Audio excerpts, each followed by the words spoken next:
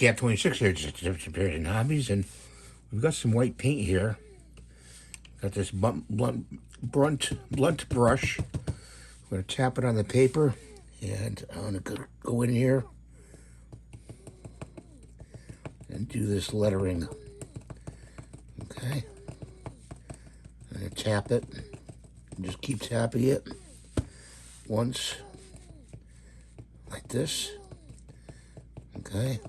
You're just getting the embossed part of the lettering.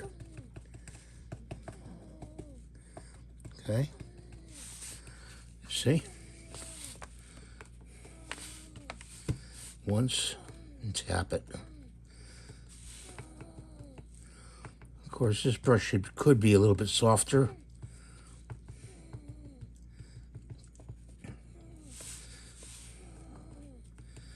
And just get all the lettering in there.